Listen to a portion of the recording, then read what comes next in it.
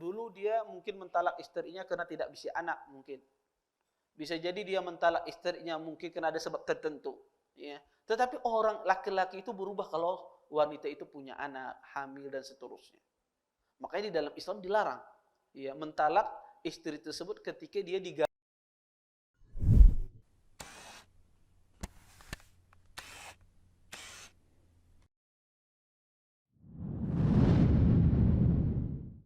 Assalamualaikum warahmatullahi wabarakatuh. Innal hamdalillah nahmaduhu wa nasta'inuhu wa nastaghfiruh wa na'udzu billahi min shururi anfusina wa min sayyiati a'malina.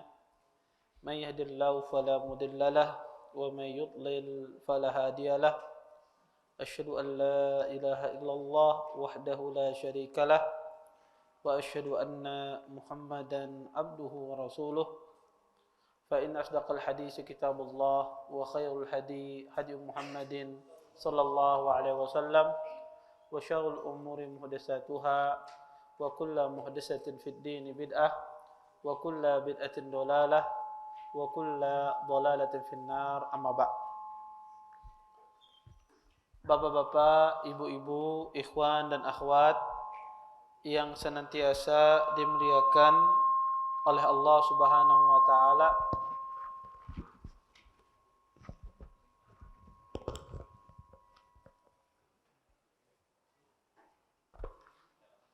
Bapak-bapak, ibu-ibu, ikhwan dan akhwat yang dimuliakan oleh Allah Subhanahu wa taala. Alhamdulillah pada malam hari ini kita bisa berkumpul di salah satu tempat yang sangat mulia ini. Mudah-mudahan perkumpulan kita ini mendatangkan berkah di sisi Allah Subhanahu wa taala dan kita dapat mengambil manfaat dari apa yang akan disampaikan nantinya. Bapak Ibu, kemarin kita sampai pada hadis Abdullah bin Umar tentang masalah tolak sunni dan tolak bid'i.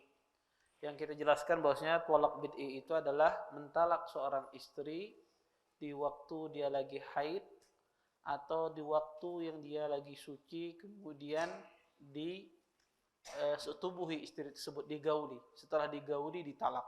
Maka ini adalah disebut dengan talak bid'i. Ya, talak bid'i ini. Dan kita sebutkan hadisnya hadis Abdullah bin Umar. Kemudian di sini saya ingin menjelaskan ya tentang beberapa riwayat ya dari hadis Abdullah bin Umar. Ya. Para ulama menjelaskan ya beberapa riwayat dalam hadis Ibnu Umar ini ya di antaranya disebutkan oleh Hafidz di sini wa fi riwayatin Muslim murhu falyuraji'ha summa liyutallikha tahiran aw hamila. Dalam riwayat Muslim disebutkan dengan lafaz perintahkanlah kepadanya agar dia merujuknya lalu mentalaknya dalam keadaan suci atau hamil. Kemudian wa fi ukhra lil Bukhari, dan di dalam riwayat lain milik Imam Bukhari disebutkan bahwasanya wa husibat alayya tatliqah, dan dihitung satu kali talak atasku. Wa fi riwayatil Muslim, dan dalam riwayat Imam Muslim, qala Ibnu Umar radhiyallahu taala anhuma, berkata Abdullah bin Umar, amma anta talaqtaha wahidatan aw isnatain fa inna Rasulullah sallam amarani an uraji'aha summa umhilaha hatta tahid haidatan ukhra summa umhilaha hatta tathur summa utalliqaha qabla an amassaha wa amma anta talaqtaha salasan faqad asaita rabbak fima amaraka bihi min talaqi imra'atik. Dalam riwayat Imam Muslim dari hadis Ibnu Umar, beliau berkata, adapun engkau telah mentalak istrimu sekali atau dua kali. Sesungguhnya Rasulullah SAW pernah menyuruh aku untuk rujuk kepada istriku. Kemudian aku biarkan hingga dia haid sekali lagi. Lalu aku biarkan hingga dia suci. Kemudian barulah aku menjatuhkan talak sebelum menyentuh dirinya. Sementara kamu telah mentalak istrimu dengan 3 kali talak. Berarti kamu sudah mendohakai Rabbmu yang telah memerintahkan untuk mentalak istri pada waktu yang telah ditentukan. Kemudian di sini Imam Hafidz Ibnu Hajar menyebutkan lagi wa fi riwayatin ukhra, dalam riwayat lain, Qala Abdullah bin Umar, faraddaha alayya wa lam yara syai'an. Wa qala idza tahurat falyutalliq aw liyumsik. Dalam riwayat lain, Abdullah bin Umar radhiyallahu taala anhu beliau berkata, beliau mengembalikan kepadaku namun tidak menghitungnya, arti talak satu. Kemudian beliau bersabda, jika dia suci silahkan kamu cerai atau kamu tetap tinggal bersamanya. Taib. Bapak Ibu, riwayat-riwayat yang saya bacakan tadi yang dibawakan oleh Hafidz Ibnu Hajar, semua riwayat tersebut lafaznya sahih kecuali yang terakhir ini, yaitu perkataan Abdullah bin Umar, faraddaha alayya wa lam yara syai'an. Maka ya Nabi SAW mengembalikannya kepadaku, ya, namun tidak menganggap itu sebuah talak. Jadi Ibnu Umar ketika mentalak istrinya di waktu haid, ya, beliau mentalak istrinya di waktu haid, Nabi SAW menyuruh Ibnu Umar untuk merujuk kembali istrinya. Ketika disuruh rujuk oleh Nabi SAW, dikembalikan lagi istrinya kepada Abdullah bin Umar. Nabi SAW, kata Abdullah bin Umar, tidak menganggap talak yang beliau jatuhkan di waktu haid tersebut bagian dari talak. Tidak dianggap talak. Itu maksudnya walam yaraha syai'an. Tidak dianggap itu bagian dari talak. Nah, riwayat ini, Bapak Ibu, riwayat ini adalah riwayat yang lemah. Perkataan walam yaraha syai'an, lafaznya ini lafaz yang lemah, tidak dianggap talak. Kenapa? Karena hadis Ibnu Umar ini diriwayatkan oleh banyak sahabat, banyak murid Ibnu Umar.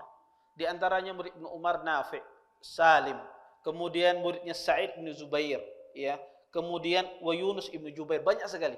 Lebih dari 10 murid Ibnu Umar meriwayatkan hadis ini dari Ibnu Umar, tidak menyebutkan walam yaraha syai'an. Tidak menyebutkan bahwasanya tidak dihitung dari talak. Semuanya mengatakan dihitung dari talak. Kecuali riwayat datang dari Abu Zubair. Ya, Abu Zubair yaitu Muhammad ibnu Muslim ibnu Tadrus al-Makki. Datang dari riwayat Abu Zubair meriwayatkan kepada Ibnu Umar bahwasanya menambahi lafaz ini, walam yara syai'an, tidak dihitung dari talak. Sehingga ada dua riwayat yang bertentangan. Satu riwayat yang menjelaskan bahwasanya Nabi menganggap itu hitungan dari talak. Jadi dianggap satu talak. Riwayat yang kedua menganggap itu bukan bagian dari talak, tidak dianggap itu dari talak. Riwayat yang kedua ini riwayat yang keliru. Kenapa keliru? Karena datang dari Abu Zubair. Abu Zubair ini seorang yang soduk. Ketika dia meriwayatkan hadis dari Ibnu Umar, dia menyelisihi rawi-rawi yang kuat. Di antaranya Nafi' dan Salim ini adalah dua murid Ibnu Umar yang paling kuat dalam meriwayatkan hadis. Ya, kalau seandainya Abu Zubair itu menyelisih Nafi' saja, satu orang saja, tidak ada artinya riwayat Abu Zubair itu dibandingkan dengan riwayatnya Nafi'. Tidak ada artinya. Karena Nafi' ini orang luar biasa ketika dia meriwayatkan dari Abdullah bin Umar. Apalagi Abu Zubair ini menyelisihi 10 rawi yang meriwayatkan hadis ini dari Ibnu Umar. Sehingga lafaz yang mengatakan mentalak di waktu haid tidak dianggap talak, lafaz ini keliru. Lafaz ini tidak sahih. Yang benar adalah seseorang ketika mentalak istrinya di waktu haid, maka dianggap itu adalah talak, bagian dari talak. Oleh karenanya, para ulama berselisih tentang masalah talak bid'i ini. Dan ini sudah saya singgung pada pertemuan 2 minggu yang lewat, bahwasanya apakah talak bid'i ini jatuh ataukah tidak. Maka yang benar adalah talak bid'i ini jatuh ketika seseorang itu mentalak istrinya di waktu haid atau di waktu suci setelah dia gauli istrinya. Dia jatuhkan talak. Maka talak ini jatuh. Ya. Kenapa? Berdasarkan hadis yang sahih, yaitu dalam riwayat Imam Bukhari tadi. Wa husibat alayya tatliqah. Kata Ibnu Umar, dan dihitung bagiku 1 kali talak atasku. Ya. Maka Nabi menghitung itu 1 kali talak atas Abdullah bin Umar. Oleh karena itu talak bid'i itu jatuh. Walaupun talak bid'i itu adalah talak yang muharram, talak yang diharamkan. orang mentalak istrinya di waktu haid atau di waktu istri tersebut suci tapi sudah digauli oleh suaminya, maka itu adalah talak yang muharram, diharamkan di dalam Islam, berdosa. Seorang suami mentalak istrinya di waktu sang istri tersebut dalam keadaan haid atau dalam keadaan dia mempergauli istrinya, kemudian setelah itu dia talak. Maka ini berdosa. Tetapi dia muharram, tetapi dia jatuh. Ya, dia jatuh. Ya. Dia perbuatan tidak boleh dilakukan, tapi ketika dilakukan jatuh talak itu. Taib, Ustadz, kenapa sih dilarang seorang suami itu ya mentalak istrinya di waktu istri itu sedang haid? Apa hikmahnya? Kenapa dilarang kita mentalak istri kita di waktu dia sedang haid atau di waktu setelah istri itu suci kemudian digauli dan ditalak setelahnya? Kenapa dilarang? Jawabannya adalah, pertama, orang mentalak istrinya di waktu haid ini menjadikan zaman iddah seorang wanita itu akan bertambah. Kenapa? Karena pada asalnya, ya, kalau kita mengambil 3 kali haid iddahnya seorang wanita, maka ketika dia mentalak istrinya di waktu haid, maka waktu haid tersebut tidak dianggap, tidak dihitung. Tidak dihitung karena dia mentalak di waktu haid. Sehingga pas suci kemudian dia haid baru itu dihitung 1 kali haid. Sehingga memperpanjang masa iddahnya seorang wanita. Makanya diharamkan di dalam Allah haramkan di dalam Al-Qur'an. Kata Allah, talaklah di waktu yang telah ditentukan. Ya. Maka ini satu sebabnya. Yang kedua, kenapa diharamkan oleh Allah subhanahu hikmahnya kenapa? Karena orang tersebut melanggar perintah Allah. Ketika Allah telah menjelaskan di Al-Qur'an di waktu yang ditentukan, kemudian ya dia melanggar perintah Allah tersebut, maka sebagai hukumannya maka disuruh dia untuk murojaah kembali kepada istrinya. Kembali kepada istrinya sebagai hukuman atas orang tersebut karena dia melanggar apa yang telah Allah tentukan. Kemudian kata para ulama, kenapa hikmah juga dilarang seorang suami mentalak istri di waktu dia lagi suci, kemudian dipergauli istri tersebut, dicampuri istri tersebut, kemudian dia talak setelahnya, karena bisa jadi ketika dia talak istri tersebut setelah dia gauli sang istri hamil. Dan bisa jadi orang itu berubah. Dulu dia mungkin mentalak istrinya karena tidak bisa anak mungkin. Bisa jadi dia mentalak istrinya mungkin karena ada sebab tertentu. Ya. Tetapi orang laki-laki itu berubah kalau wanita itu punya anak, hamil dan seterusnya. Makanya di dalam Islam dilarang ya mentalak istri tersebut ketika dia digauli. Bisa jadi setelah pergaulan tersebut mendapatkan anak kemudian menyesal. Ketika dia mentalak istrinya. Makanya diharamkan mentalak demikian. Kemudian di dalam hadis ini disuruh juga ya bahwasanya orang yang mentalak istrinya di dalam talak bid'i disuruh oleh Nabi SAW untuk dia rujuk terhadap istrinya. Dia rujuk terhadap istrinya. Apa hukum rujuk terhadap talak bid'i ini? Hukumnya wajib. Orang ketika mentalak bid'i istrinya di dalam talak bid'i hukumnya wajib dia rujuk. Kalau dia tidak rujuk kepada istrinya berdosa dia. Maka wajib dia rujuk terhadap istrinya ketika dia mentalak talak bid'i tersebut. Ketika dia talak istrinya di waktu haid atau di waktu suci yang setelah dicampuri istri tersebut, dia talak istrinya, wajib dia rujuk. Kenapa? Karena Nabi SAW di sini menyuruh Abdullah bin Umar untuk kembali kepada istrinya. Disuruh oleh Nabi untuk kembali kepada istrinya. Makanya orang yang tidak mau kembali kepada istrinya ketika dia mentalak di waktu haid, maka dia berdosa. Maka dia berdosa. Selain talaknya haram, kemudian dia berdosa. Ditambah ini menjatuhkan talak itu sudah berdosa. Kemudian yang kedua adalah dia melakukan melanggar perintah Nabi SAW untuk rujuk. Maka dosanya 2 kali. Maka wajib dia rujuk. Dan rujuk kepada istri yang ditalak itu tidak mengharuskan izin sang istri. Selama dia masih dalam masa iddah, tidak perlu izin. Ya. Kalau misalnya ada sang suami mentalak istrinya, ikam aku talak.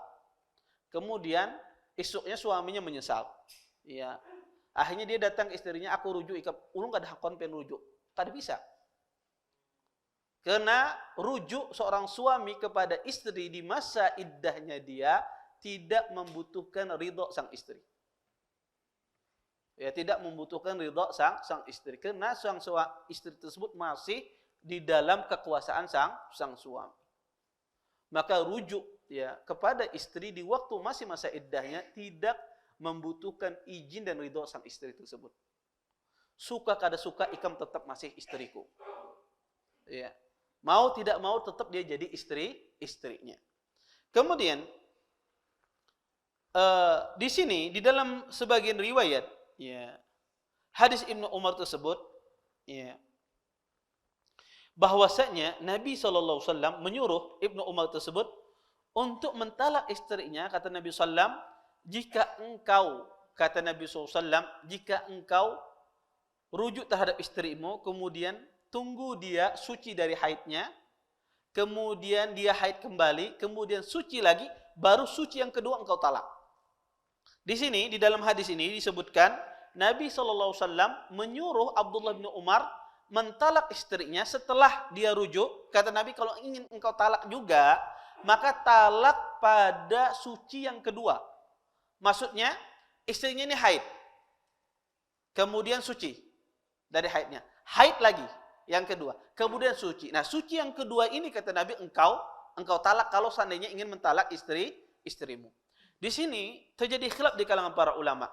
Apakah seseorang ketika mentalak istri itu ketika di suci yang kedua? Nih hendak meniat mentalak nih. Ya, istrinya lagi haid. Akhirnya tidak jadi dia mentalak. Mentalaknya nanti suci. Kemudian setelah itu haid lagi. Setelah itu suci yang kedua. Apakah suci yang kedua ini dia talak? Ataukah boleh dia mentalak ketika di waktu suci yang pertama yang belum dia campuri istrinya? Terjadi khilaf di kalangan para ulama. Yang benar adalah boleh seseorang itu mentalak istrinya di waktu suci yang pertama sebelum dia gauli. Maka boleh. Adapun perintah Nabi kepada Ibnu Umar ini sifatnya adalah mustahab, anjuran, bukan kewajiban. Afdolnya demikian, dia mentalak istrinya di suci yang kedua. Ya. Tetapi kalau seandainya dia ingin mentalak di istrinya di suci yang pertama, maka tidak mengapa.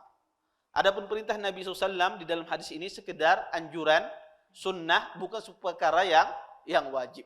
Sehingga boleh dia mentalak istrinya di suci yang pertama, bukan di suci yang kedua. Tetapi afdolnya adalah di suci yang kedua. Ya. Taib. Kemudian ya, masalah yang terakhir ya di dalam masalah ya, hadis Abdullah bin Umar ini ya juga menjelaskan tentang masalah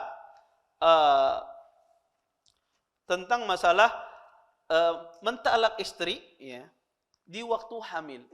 Apakah mentalak istri di waktu hamil itu bagian talak bid'i? Jawabannya tidak. Kenapa? Karena hamil itu sangat sudah jelas iddahnya. Ketika dia ditalak istri itu di waktu hamil, maka iddahnya jelas. Meletakkan ketika bayi itu lahir. Jika bayi itu lahir, maka selesai iddah wanita. Sehingga ditalak di waktu hamil itu tidak ada masalah. Karena kita tidak akan memperpanjang iddahnya seorang wanita. Berbeda ketika dia mentalak istrinya di waktu haid. Maka kita akan memperpanjang iddah seorang wanita tersebut. Maka ini sebabnya kenapa dilarang mentalak istri di waktu sedang haid. Dan juga kata para ulama, biasanya wanita juga di waktu dia haid ya. Mungkin sebab-sebab terjadi perceraian tersebut akibat di waktu haid tersebut lemah iman wanita karena dia tidak sholat, tidak membaca Al-Quran, tidak zikir ya. Maka kadang-kadang mudah emosi, mudah tersulut api ya. Sehingga mudah sekali berantem sama suaminya di waktu haid tersebut. Maka di dalam Islam dilarang ya. Karena bisa jadi itu sebab-sebab ketika sang wanita lagi lemah imannya. Sehingga sang suami melihat tidak enak akhlaknya sang istri tersebut, langsung dia cerai. Ya, karena dia tidak sadar bahwasanya sang istri tersebut masih dalam kondisi dia tidak sholat, dia tidak zikir, maka hatinya gersang. Sehingga sedikit aja suami bermasalah langsung berantemnya jadi-jadi.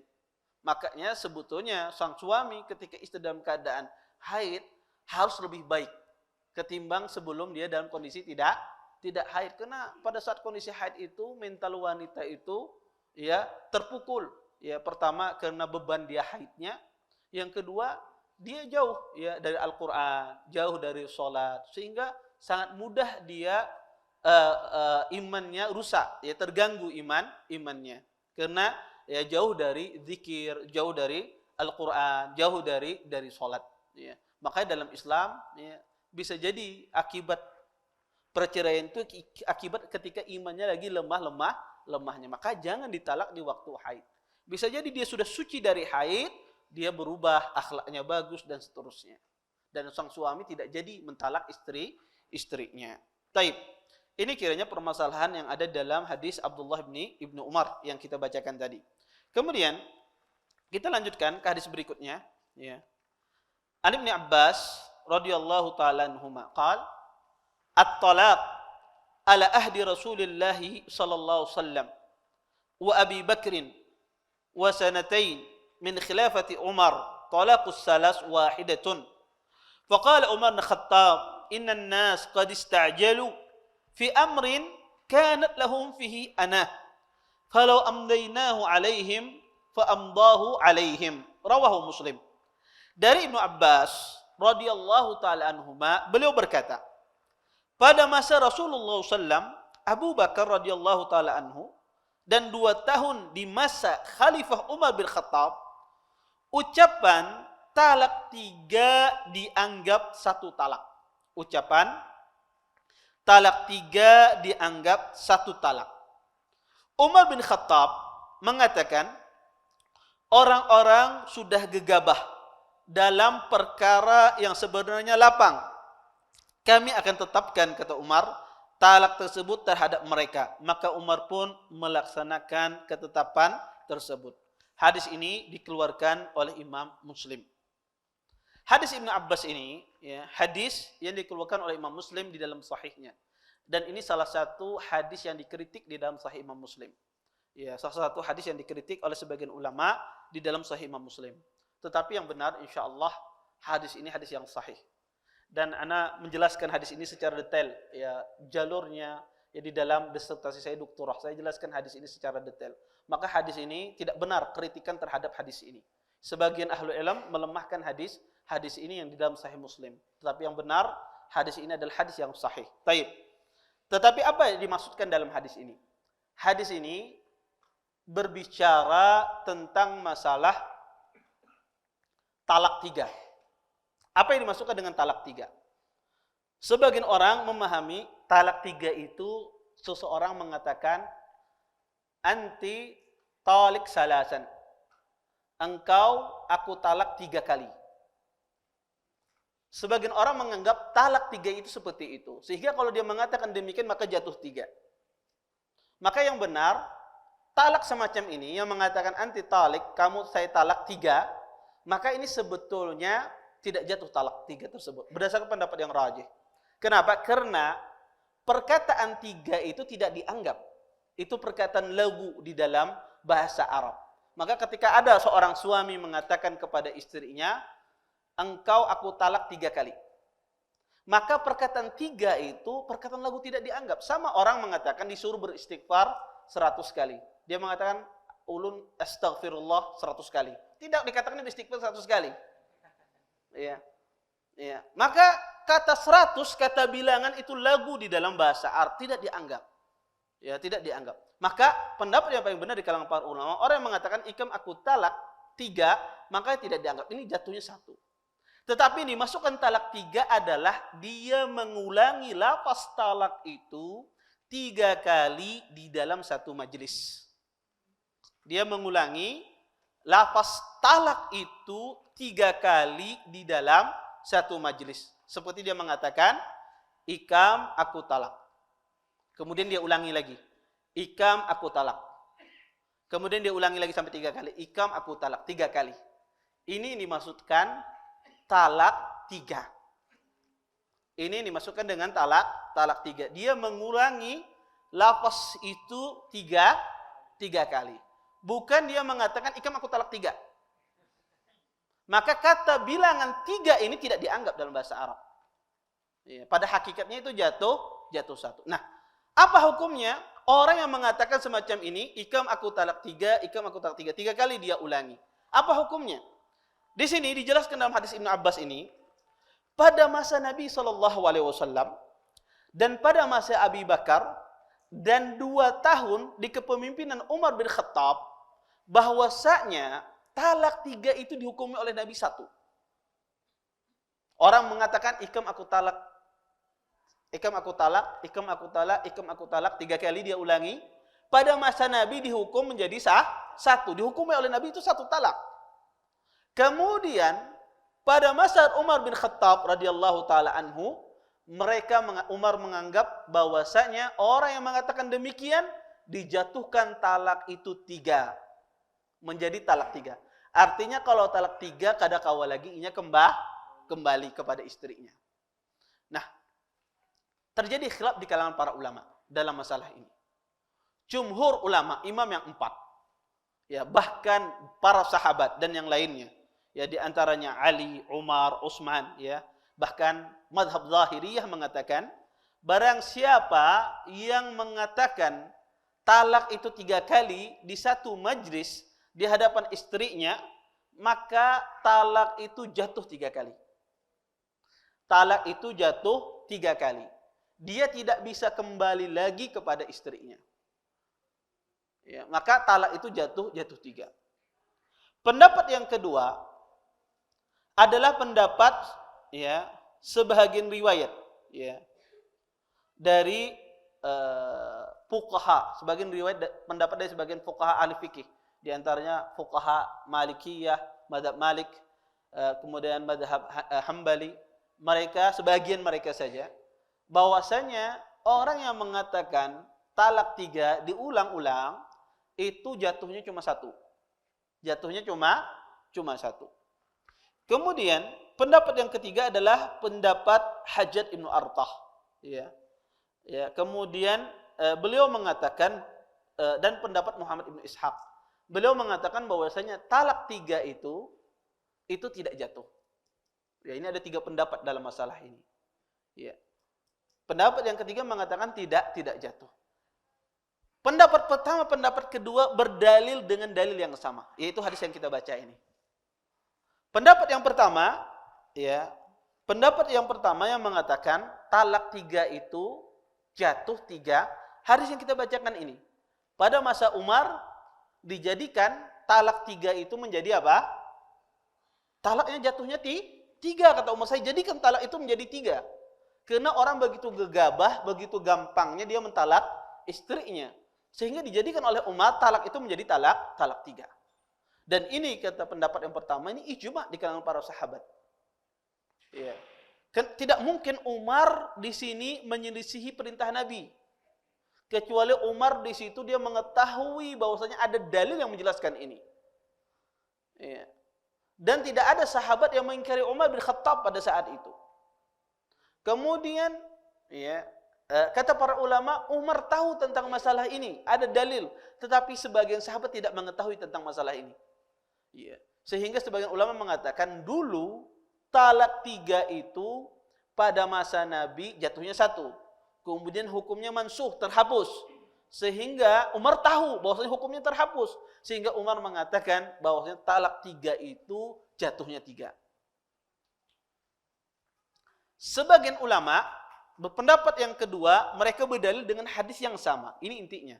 Hadis yang kita bacakan ini berdalil dengan hadis yang sama, bahwasanya talak 3 itu jatuhnya 1. Kenapa? Ini hukum Rasulullah. Rasulullah yang menghukumi semacam ini. Abu Bakar juga menghukumi semacam ini. Dan ini semata-mata pendapat Umar bin Khattab. Umar menghukumi talak 3 menjadi 3. Jika perkataan sahabat bertentangan dengan perkataan Rasulullah, maka perkataan sahabat ditolak. Bertentangan dengan perkataan Rasulullah SAW, apalagi bertentangan dengan sahabat yang mulia Abu Bakar Siddiq. Sehingga pendapat pertama mengatakan tidak jatuh 3, jatuhnya 1. Hadisnya hadis yang ini. Tetapi yang benar bahwasanya talak 3 itu jatuh 3. Adapun hadis ini, pendapat yang paling benar maksud dari hadis ini tidak lemah. Tetapi makna yang benar dari hadis ini adalah, dan ini pendapat yang disebut oleh Imam Al-Qurtubi, dan ini pendapat yang insya Allah yang paling kuat dalam masalah ini, bahwasanya pengertian pada masa Nabi SAW, talak 3 itu menjadi 1. Dulu, orang ketika mentalak istrinya, dia mengulang perkataan ini, ikam aku talak untuk penegasan bahwasanya dia telah mentalak istrinya. Bukan niatnya untuk mentalak 3 kali. Tetapi sekedar penegasan bahwasanya dia telah mentalak istrinya. Kemudian pada masa Umar bin Khattab, orang bermain-main tentang masalah ini. Mereka bukan melakukan penegasan. Ketika dia mentalak istrinya, ikam aku talak, tetapi mengulang talak itu.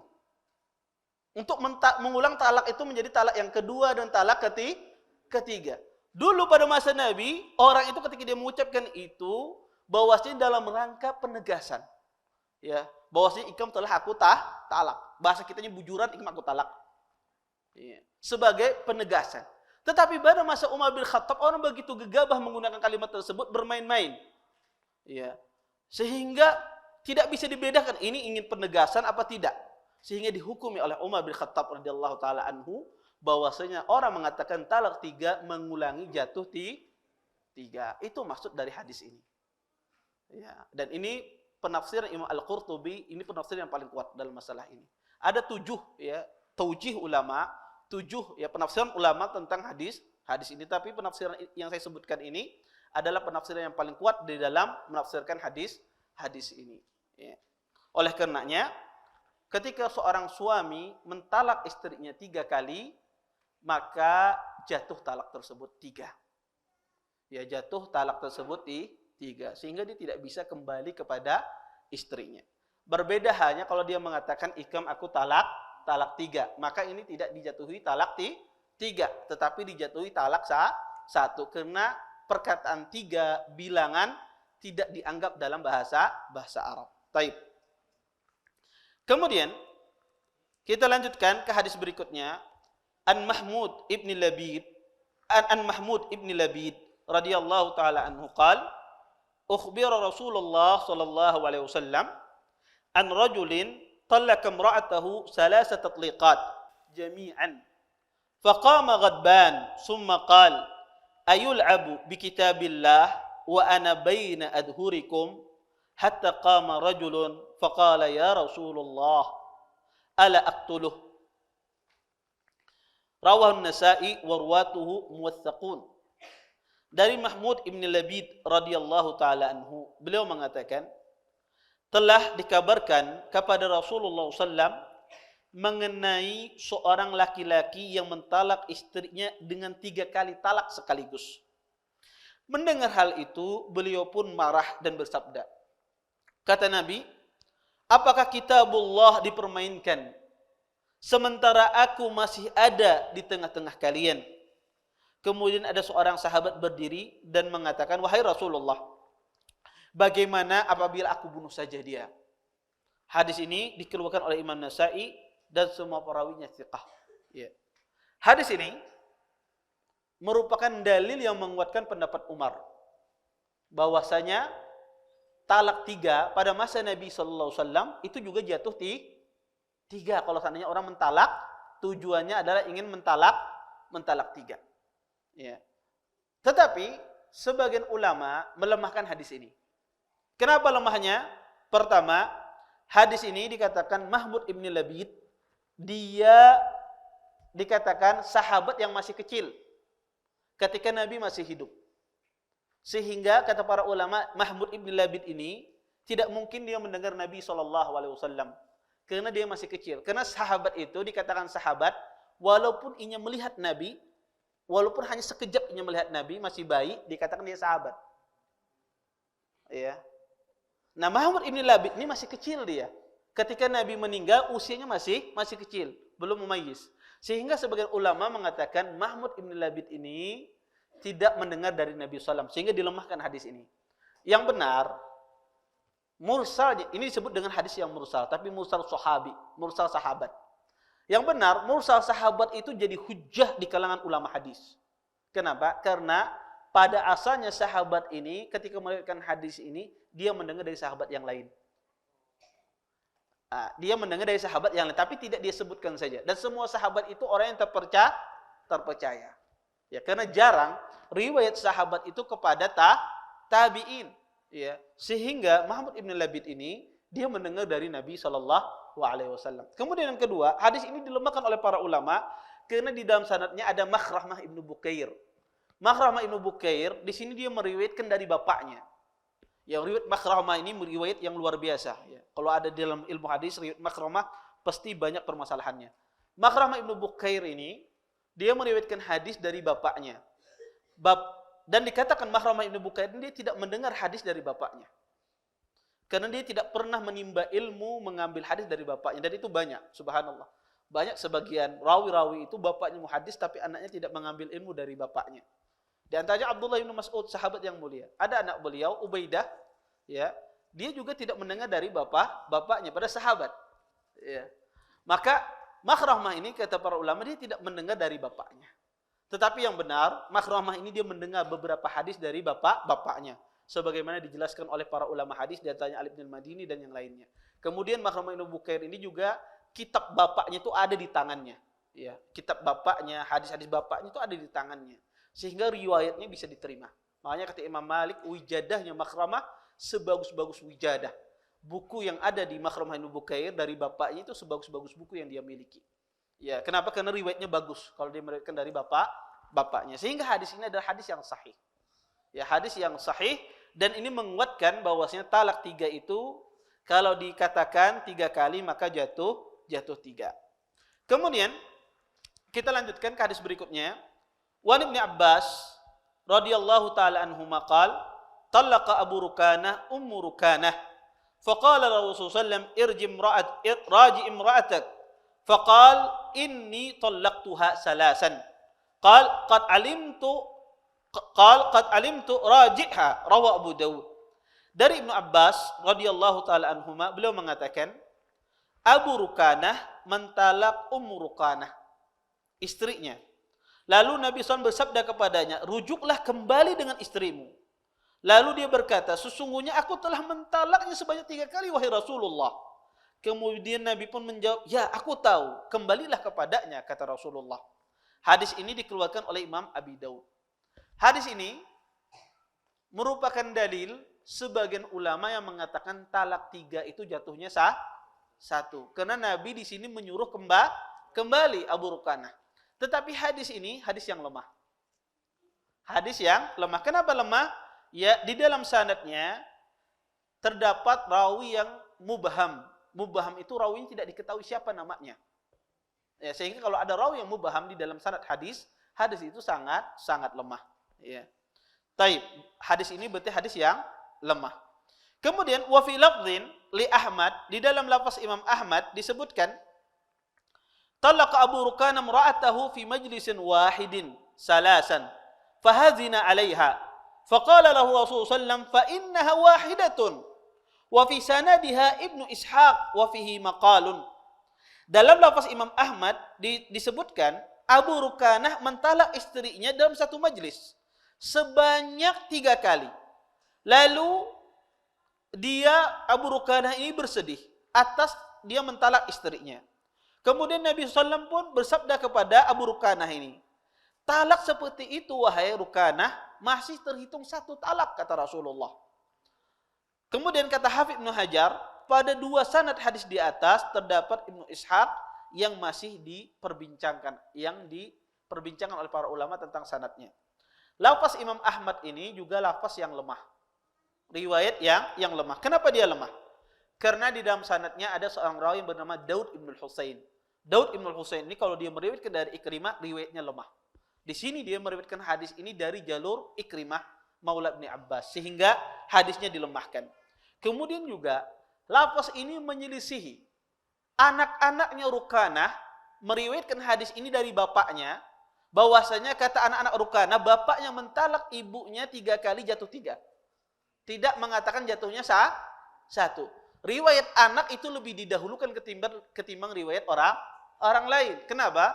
Karena riwayat keluarga itu dia lebih detail, lebih mengerti ketimbang orang lain. Apa yang terjadi di dalam rumah tangga.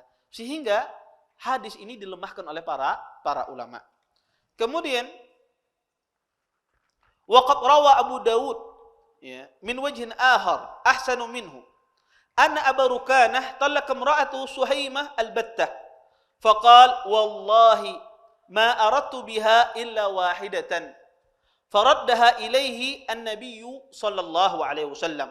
Diriwayatkan juga oleh Imam Abi Dawud dari jalur lain dengan sanad yang lebih bagus bahwa Abu Rukanah mentalak istrinya Suhaimah 3 kali sekaligus. Al-Battah itu talak 3. Ya, ikam aku talak, ikam aku talak, ikam aku talak. Kemudian kemudian Rukanah ini pun berkata, demi Allah, niatku hanya satu. Maka Nabi SAW pun mengembalikan istrinya kepadanya. Maka di sini dihukumi talak 3 itu menjadi satu. Tetapi riwayat ini juga riwayat yang lemah. Kenapa? Karena di dalam sanadnya ada seorang rawi yang bernama Zubair ibn Sa'ad. Dia dilemahkan oleh para ulama, di antaranya Imam Ibnu Madini, Ibnu Ma'in juga melemahkan. Kemudian juga di dalam sanadnya ada seorang rawi yang bernama Abdullah ibn Ali ibn Yazid. Dia juga seorang rawi yang lemah, berkata Imam Al-Uqaili, la yutaba ala hadisihi. Hadisnya tidak bisa dijadikan patokan.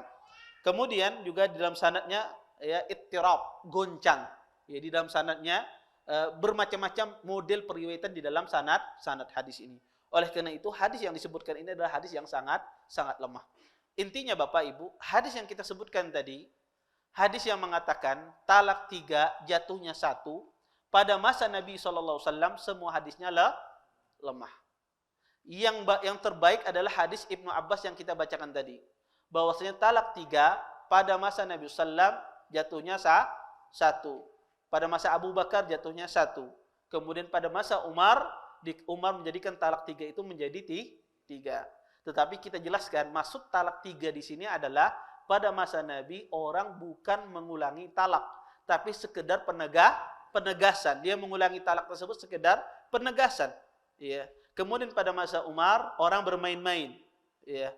Tidak bisa dibedakan ini penegasan apa mengulangi talak, sehingga dijadikan oleh Umar menjadi apa? 3. Ya, maka itu berlaku sepanjang masa. Ya. Maka ini riwayat yang rajih dalam masalah ini. Bapak Ibu, ikhwan dan akhwat yang dimuliakan Allah Subhanahu wa taala, kita ambil satu hadis lagi ya. Permasalahannya sederhana. An Abi Hurairah radhiyallahu taala anhu qala Rasulullah sallallahu alaihi wasallam salasun jidduhunna jiddun wa hazluhunna jiddun an-nikah wat talaqu war raj'ah. Rawul arba'ah illa Nasa'i wa sahul Hakim. Dari Abu Hurairah radhiyallahu taala anhu, beliau mengatakan Rasulullah SAW bersabda, ada 3 perkara apabila dilakukan dengan sungguh-sungguh ia akan menjadi sungguh-sungguh. Sedangkan apabila dilakukan dengan main-main ia tetap menjadi sungguh-sungguh. Nikah, talak dan rujuk. Ya, rujuk terhadap istri. Hadis ini dikeluarkan oleh imam yang 4 kecuali Imam Nasa'i dan disahihkan oleh Al-Hakim. Bapak Ibu, ikhwan dan akhwat yang dimuliakan oleh Allah Subhanahu wa taala, hadis ini berbicara tentang masalah orang yang bercanda di dalam 3 hal. Nikah, talak dan rujuk. Kata Nabi, ini sungguhnya jadi, bercandanya pun juga jadi. Maka di antaranya nikah, talak dan rujuk. Hadis ini di dalam sanadnya ada seorang rawi yang bernama Abdurrahman ibn Habib. Abdurrahman ibn Habib ibn Ardaq ini adalah seorang rawi yang dilemahkan oleh para ulama. Berkata Imam Nasa'i munkarul hadis. Dia adalah seorang rawi yang diingkari oleh hadisnya. Oleh karena itu hadis ini hadis yang lemah. Hadis ini adalah hadis yang lemah. Kemudian wa fi riwayatin Ibnu Adi min wajhin akhar dhaif at-talaqu wan nikahu wal itaq. Dalam riwayat Ibnu Adi dari jalur yang lain yang lemah juga tercantum talak, nikah dan memerdekakan budak. Ini juga bercandanya jadi, ya, bercandanya jadi. Tetapi sanad ini juga sanad yang sangat lemah sekali. Kenapa? Karena di dalam sanadnya ada seorang rawi yang bernama Ghalib ibnu Ubaidillah al-Uqaili. Ya, dia seorang rawi yang ditinggalkan hadisnya, sebagaimana dikatakan oleh Abu Hatim, Nasa'i dan Daruqutni. Sehingga hadis ini adalah hadis yang sangat lemah. Kemudian walil Haris, kata Hafidz Ibnu Hajar, walil Haris ibnu Abi Usamah min hadis Ubadah ibnu Samit rafa'ah. La yajuzul la'ibu fi salas at-talaq wan nikah wal itaq. Faman qalahunna faqad wajabna wa sanaduhu dha'if. Dalam riwayat Haris bin Abi Usamah dari Ubadah ibnu Samit secara marfu' disebutkan tidak boleh bermain-main dalam 3 perkara: talak, nikah, dan memerdekakan budak. Barang siapa yang mengatakannya, berarti hal itu sudah berlaku. Tetapi kata Hafidz Ibnu Hajar, sanad hadis ini adalah sanad yang lemah. Kenapa dia lemah? Sanad hadis ini karena di dalam sanadnya ada seorang rawi yang bernama Abdullah ibn Lahiyah, dia seorang rawi yang lemah. Kemudian juga di dalam sanadnya terputus. Di situ ada seorang rawi yang bernama Ubaidillah ibn Abi Ja'far. Ubaidillah ibn Abi Ja'far ini tidak mendengar dari sahabat yang mulia Ubadah ibnu Samit. Dia tidak mendengar hadis ini dari sahabat yang mulia Ubadah ibnu Samit. Sehingga hadis ini hadis yang lemah. Oleh karenanya, para ulama berselisih tentang hukum mentalak istri main-main. Dia bercanda kepada istrinya, "Ikam aku talaklah," misalnya. Ya, dia canda, main-main atau menakuti istrinya. Apakah jatuh talak tersebut ataukah tidak? Terjadi khilaf di kalangan para ulama. Jumhur ulama mengatakan jatuh talak tersebut. Berdasarkan apa? Berdasarkan hadis ini. Karena jumhur menghasankan hadis yang kita baca tadi. Maka kata mereka jatuh talak tersebut. Kemudian juga mereka berdalil dengan ayat suci Al-Quran. Allah berfirman dalam Al-Quran, وَلَا تَتَّخِذُوا آيَاتِ اللَّهِ هُزُوًا. Janganlah kalian jadikan ayat-ayat Allah sebagai olok-olokan. Maka jumhur ulama berdasarkan ayat ini dan hadis-hadis tadi mengatakan bahwasanya jatuh talak itu kalau seandainya dia bercanda. Pendapat yang kedua adalah pendapat dinisbatkan kepada Imam Ahmad dan Imam Malik. Bahwasanya mereka berdua melihat bahwasanya talak dalam kondisi bercanda itu tidak jatuh. Ya, talak dalam kondisi bercanda itu tidak jatuh. Kenapa? Pertama, Imam Malik dan Imam Ahmad ya dinisbatkan kepada beliau berdua pendapatnya bahwasanya belum melihat tidak ada hadis yang sahih dalam masalah ini. Semua hadisnya adalah hadis yang lemah. Sedangkan ayat Al-Qur'an sangat jelas sekali. Allah mengatakan, "Wa in azamut talaq fa innallaha sami'un alim." Kata Allah kalau ingin mentalak harus azma, betul-betul, bukan candaan. Ya. Maka berdasarkan ayat ini, sebagian ulama melihat talak itu tidak jatuh ketika dalam kondisi bercanda. Wallahu taala alam, dari dua pendapat ini, tapi pendapat yang kedua ini pendapat yang lebih kuat. Ya kan ini masalah besar. Sehingga tidak mudah seseorang memvonis jatuh talak tersebut akibat candaan. Apalagi hadis di dalam masalah ini semua hadisnya adalah hadis yang bermasalah semua. Hadisnya adalah hadis yang lemah. Ya. Maka secara asal, hukum asal maka tidak jatuh talak tersebut. Wallahu ta'ala a'lam. Taib, mungkin ini saja yang dapat ulun sampaikan. Kalau ada yang bertanya silahkan. Ya.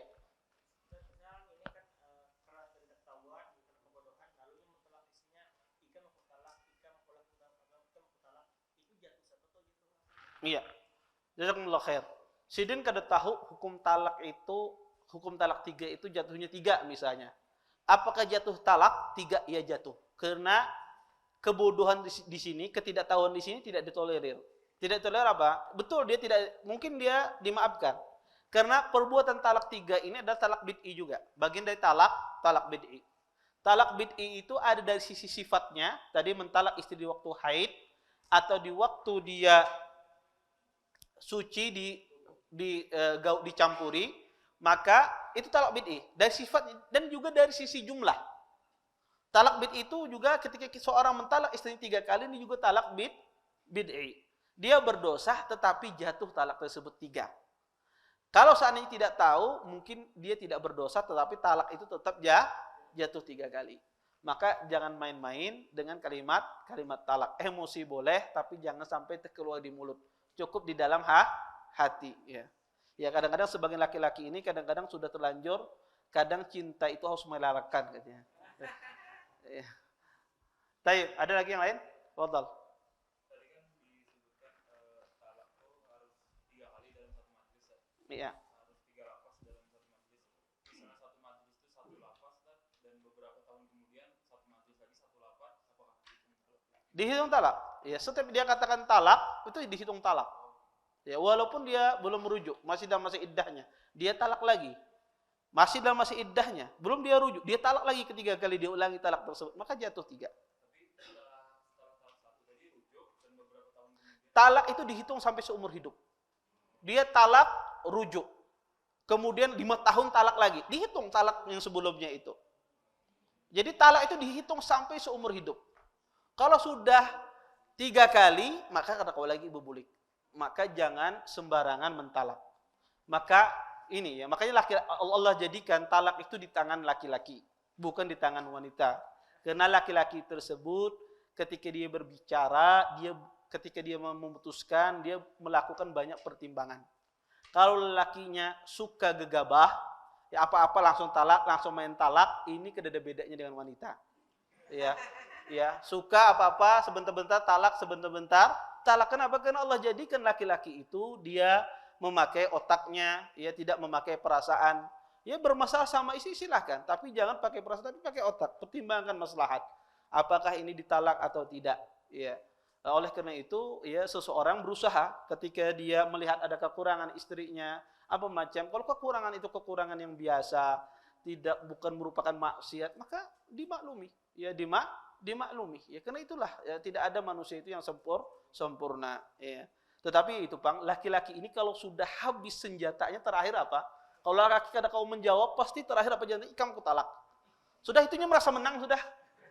Ya kalau sudah mengatakan ikam talak, ia sudah merasa menang karena kada kau membantah. Makanya ibu-ibu kalau punya 10 hujah, 1 hujah aja dikeluarkan berdebat laki-laki, jangan dikeluarkan semua dalilnya. Ya, karena kalau laki-laki itu sudah dikeluarkan ya dibantah oleh istrinya dengan banyak hujah, ini sudah kada kau membantah. Ancamannya apa? Talak. Ikam aku talak. Sudah merasa menang ya. Tapi setelah itunya menangis. Iya. Ketika dia mentalak istrinya. Iya. Oleh karenanya orang berhati-hati dalam menggunakan lapas talak tersebut. Taib. Ada lagi? Kenapa? Iya. Cerai dan talak itu sama. Iya. Bahasa cerai dan bahasa talak itu jelas. Maka itu semuanya sama. Iya. Dalam satu waktu, misalnya dia lagi bertengkar ini sama istrinya, kemudian dia katakan ikam aku talak, 3 kali dia ulangi dalam satu waktu tersebut, maka ini jatuh 3.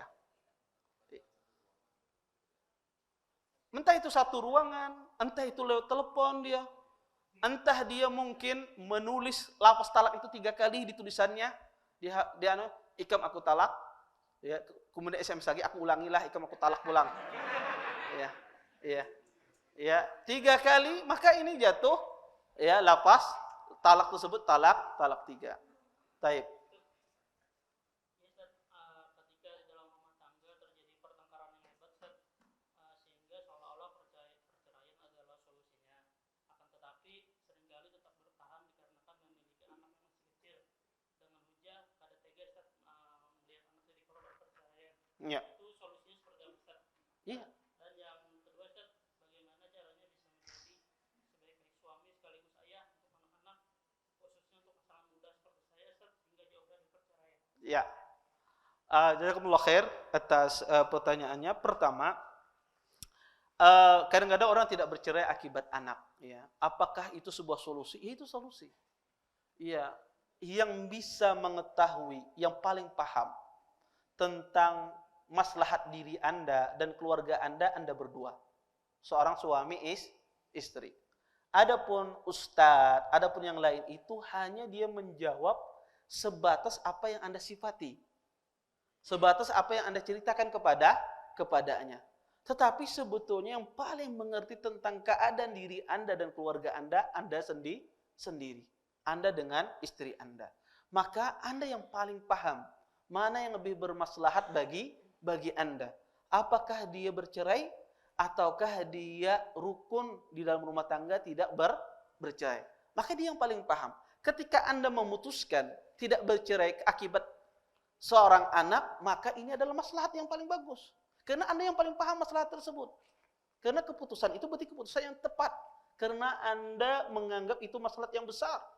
Ya, maka ketika Anda memutuskan demikian, karena Anda yang paling maslahat. Jadi sebetulnya Islam itu mengasih kaidah. Diperbolehkan bercerai semacam ini.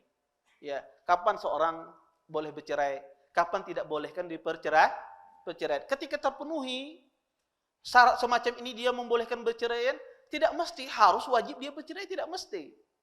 Tetapi ketika dibolehkan bercerai tidak menunjukkan wajib bercerai. Tetapi dia kalau mengambil cerai boleh dalam Islam. Tapi sekali lagi pernikahan itu lebih didahulukan orang daripada perceraian. Karena itu sunnah Nabi SAW. Sunnah di dalam syariat Islam. Kalau seandainya rumah tangga itu bisa dipertahankan dengan tidak bercerai, maka pertahankan rumah tangga tersebut. Selama masih bisa dipertahankan. Kecuali rumah tangga tersebut tidak bisa dipertahankan kecuali dengan perceraian. Misalnya suaminya tidak taat kepada Allah, kada pernah sembahyang misalnya. Suaminya berzinah kemana-mana, istrinya menasihati itu hoax, sudah selama ini kayak itu aja suaminya dizalimi misalnya sama suaminya. Maka boleh dia melihat maslahatnya dia bercerai. Dia ingin cari laki-laki yang membimbing dia ke agama. Silahkan. Karena dia melihat maslahatnya lebih besar di sana. Atau sebaliknya seorang suami ketika melihat istrinya kada sembahyang, istrinya melakukan maksiat besar misalnya, ya, maka dia melihat istri ini tidak layak jadi istri saya. Saya ingin cari wanita yang salehah. Maka lihat maslahat tersebut. Kalau seandainya rumah tangga itu bisa dipertahankan, maka pertahankan. Ya. Tapi kalau rumah tangga itu tidak ada lagi cara lain kecuali dengan bercerai, maka cerai adalah saat itu solusi di dalam sebuah rumah tangga. Kemudian bagaimana menjadi seorang ayah yang baik bagi anak atau orang tua yang baik bagi pasangan muda? Sangat mudah. Jadi ayah yang baik, jadi orang tua yang baik bagi anak adalah satu saja syaratnya. Jadilah Anda orang yang bertakwa. Kalau Anda jadi orang yang bertakwa, otomatis Anda menjadi role model bagi anak Anda. Ya, Anda beribadah akan dilihat oleh anak Anda. Anda melakukan apa saja akhlak yang baik akan dilihat oleh anak Anda. Maka jadi anak ayah yang baik, menjadi orang tua baik, tidak butuh antum kursus. Tidak butuh antum belajar. Jadilah orang yang bertakwa. Kalau antum orang yang bertakwa, menghindari maksiat, beribadah kepada Allah Subhanahu wa taala, maka antum jadi orang tua yang baik otomatis. Ya, antum menjadi ayah yang baik, ya, ibu yang baik bagi anak antum. Satu saja, tinggalkan maksiat, laksanakan perintah Allah Subhanahu wa taala. Antum jadi role model di dalam kehidupan anak antum. Karena anak itu biasanya dia meniru, melihat apa yang di dalam rumahnya.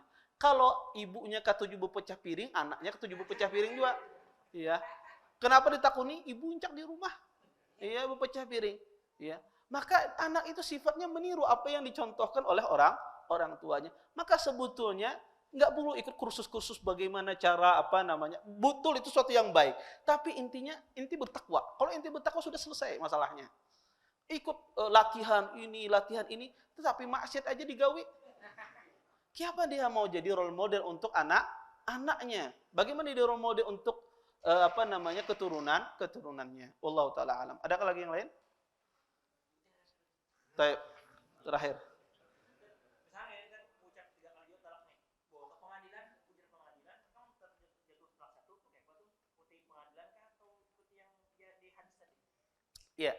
Kalau seandainya sang hakim memutuskan demikian, maka keputusan hakim itu adalah keputusan. Jadi hakim itu kalau dia memutuskan sesuatu, selama ada wajah di dalam Islam, arti keputusannya itu ada pendapat demikian, maka itu jadikan sebagai keputusan yang tetap. Ya, jadi keputusan yang tetap. Ketika hakim memutuskan talaknya cuma satu, ya sudah dihukumi talak satu. Ya. Tentu keputusan hakim itu diambil di dalam Islam kalau seandainya ada pendapat demikian. Tapi kalau seandainya keputusan hakim itu tidak ada pendapat ulama demikian, kemudian dia memutuskan sebuah hukum yang sama sekali tidak ada pendapat yang demikian, maka keputusan ini batil secara syariat. Tapi kalau seandainya ada pendapat demikian di kalangan para ulama, maka keputusan hakim itu jadi landasan. Ya, jadi landasan dalam seseorang bersikap. Ya. Wallahu taala alam. Mungkin itu saja yang dapat ulun sampaikan, mudah-mudahan bermanfaat. Ulun tutup dengan kafarat majelis. Subhanakallahumma bihamdika asyhadu an la anta astaghfiruka wa atubu ilaik. Assalamualaikum warahmatullahi wabarakatuh.